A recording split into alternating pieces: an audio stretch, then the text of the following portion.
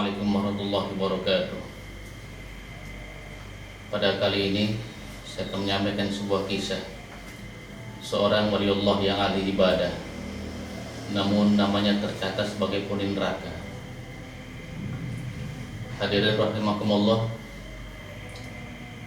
Allah telah merintahkan kita untuk beribadah kepadanya, menghamba kepadanya, mengabdi kepadanya dengan cara ikhlas. Karena orang ibadah itu bermacam-macam cara orang melakukan ibadah dengan tujuan tertentu. Ada yang ibadah, rajin ibadah tapi karena takut pada neraka. Ada juga yang ketika dia ibadah, sholat dan segala macam ingin masuk surga. Nah, inilah adalah ibadahnya para pedagang yang tidak mau rugi tentunya. Ada juga yang seorang yang ibadah ikhlas semata-mata karena Allah. Kalaupun dia dimasukkan dalam surga itu karena rahmat dan ridha Allah.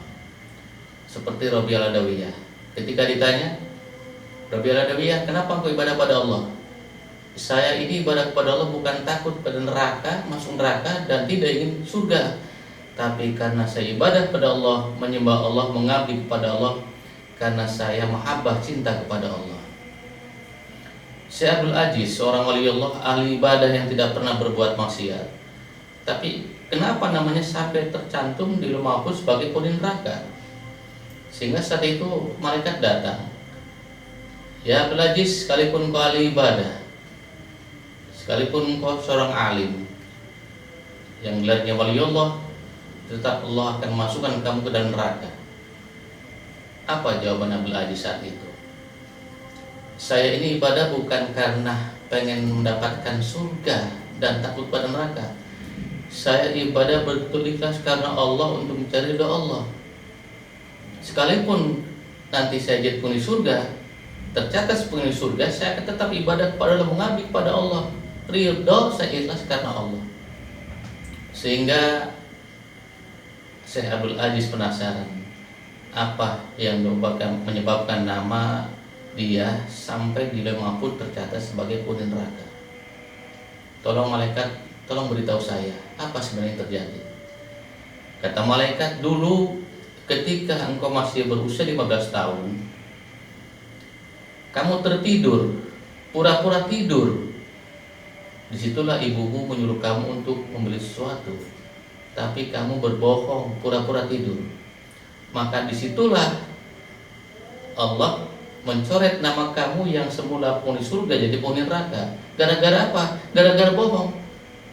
Oleh karena itu, termasuk sekarang bulan Ramadan, ya, bohong salah satu penyebab pahala puasa kita rusak dan terhapus pahalanya. Kita bisa memetik pelajaran bahwa kenapa Syekh Abdul Aziz tadi sampai namanya dimasukkan ke dalam nama catatan penghuni surga setelah tercatat di awalnya penghuni neraka. Yang pertama, keikhlasan dari Abdul Aziz tadi bahwa dia ibadah semata-mata bukan karena mengharapkan apa-apa, tapi mengharapkan rahmat dan ridha Allah. Yang kedua, dia ibadah, ya, walaupun pada saat itu dia berbohong pada ibunya, dia minta maaf pada ibunya bahwa dia selama ini berbohong pada ibunya.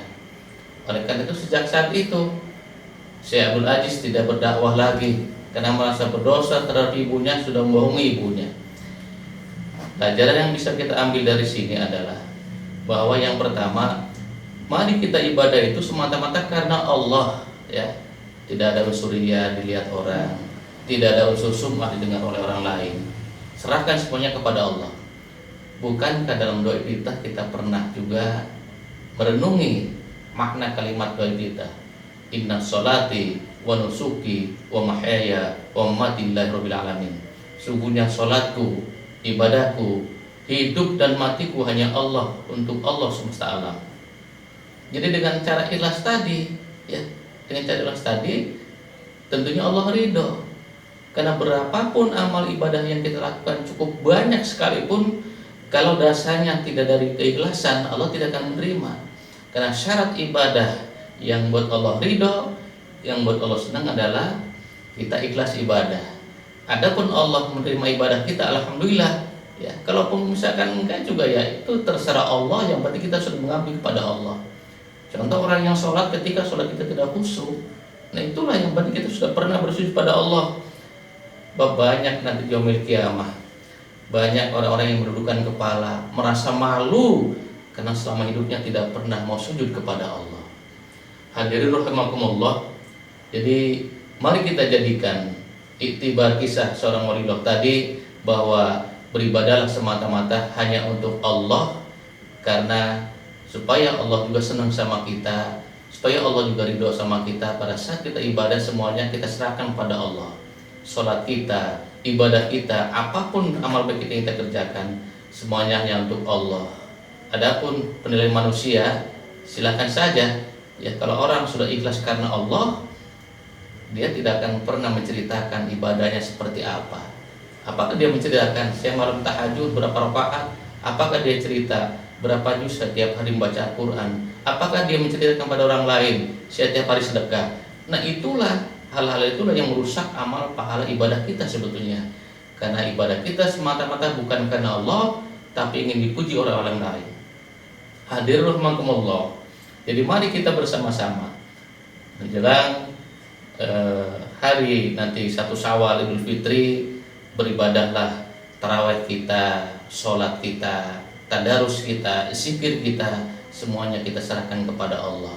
Termasuk sedekah kita juga serahkan semuanya kepada Allah, sehingga Allah ridho terhadap amalan ibadah kita, karena kita lakukan dengan cara ikhlas semata-mata, semuanya karena Allah Subhanahu wa Ta'ala. Mudah-mudahan Allah memberikan kita seorang hamba yang sentiasa berbuat kebaikan hanya untuk Allah, ikhlas karena Allah, karena untuk mencapai ridha Allah Subhanahu wa Taala. Akhir kalam, assalamualaikum warahmatullahi wabarakatuh.